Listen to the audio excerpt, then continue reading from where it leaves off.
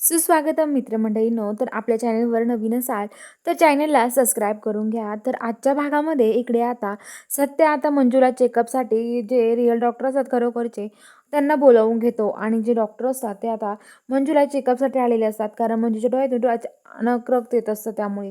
तर आता ते डॉक्टर घरी येतात आणि आता ते म्हणतात की चला वाघमारेने चेक करून घेऊयात. तर आता सत्यान ते त्यांना चेक करून घेतात आणि त्यांना चेक केल्यावरती आता लगेच डॉक्टर म्हणतात की हे बघा, यांच्या डोळ्यावरची उद्या पट्टी काढावं लागणार आहे, असं मंजू समोर म्हणतात. तर ते म्हणतात की ठीक आहे, उद्या पट्टी काढायची ना, तर ठीक आहे, काढूयात आपण पट्टी, असं म्हणतात. आणि आता सत्या आणि ते बाहेर येतात. डॉक्टर सत्याला म्हणतात हे बघा, सत्य विचारतो काय हो डॉक्टर, वाघमाऱ्यांच्या डोळ्याची जर चिठ्ठी पट्टी काढली तर वाघमाऱ्यांना सगळं काही दिसेल का? तर आता ते म्हणतात की हे बघा, आम्ही ते सांगू शकत नाही, त्यांना काही दिसणार नाही, पण तुम्ही अशी पट्टी तरी किती दिवस ठेवणार आहात त्यांच्या डोळ्याला? त्यांच्या डोळ्याला अशी पट्टी खूप दिवस नाही ठेवू शकत आपण. तुम्हाला काय वाटतं, असं किती दिवस ठेवायची पट्टी?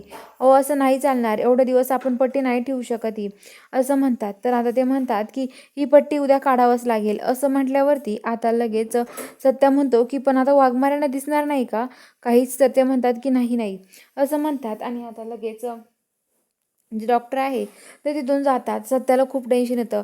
सत्या म्हणतो आता वाघमाऱ्यांना काय सांगू मी, पट्टी काढली, वाघमाऱ्यांना दिसलं नाही तर त्या मला खूप प्रश्न विचारतील. तर आता लगेच सत्या मंजूकडे येतो, म्हणतो वाघमारे बरे आहात ना तुम्ही? तर मंजू म्हणते हो सत्या, बरी आहे मी, असं म्हणत असते. तर आता लगेच जो सत्या आहे, सत्या आता तिथे मंजूशी बोलत बसतो. पण मंजू म्हणते सत्या मला एक वचन दे, वचन देशील ना? तर सत्या म्हणतो काय वचन हवे वाघमारे तुम्हाला?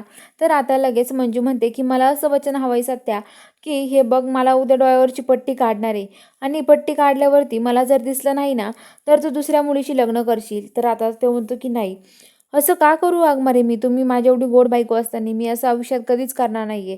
मंजू बळजबरी त्याला वचन मागत असते, तरी पण तो म्हणतो की नाही वाघमारे, असं म्हणत असतो. आणि आता लगेच इकडं मंजू आणि सत्या रात्री झोपतात दोघे पण. तर इकडं मंजू वरती झोपलेली असते बेडवर आणि सत्या तिथे खाली. आणि सत्या बाहेर बसला जातो. तेवढ्यात आता इकडं जो आर्यन आहे, तो आता आर्यन आणि पूर्वा पाटील दोघे बोलत असतात. पूर्वा पाटील त्याच्यावरती खूप चिडलेली असते आर्यनवरती. कुठं गेला होता विचारते. तर तो म्हणतो की काय, माझ्या मंजूला भेटायला गेलो होतो. तो खूपच खुश असतो. तो म्हणतो की तुला काय माहिती ग, एक काय भेटण्याची काय असते, तुला नाही कळणार, असं म्हणतो. आणि आता तो म्हणतो की आता बघ मी काय करतो.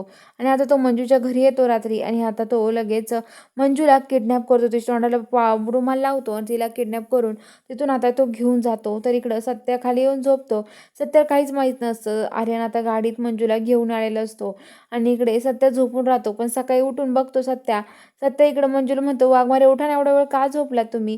गोळा औषध घेतले म्हणून झोप लागले असेल नाही तर यांना, असं म्हणतो. आणि म्हणतो की वाघमारे उठणार कधी आहे तुम्ही? आणि बघतो उघडून तर तिथे सगळ्या उशा असतात. आणि इकडे आर्यन मंजूला बांधून ठेवतो आणि समोर खूप हसत राहतो.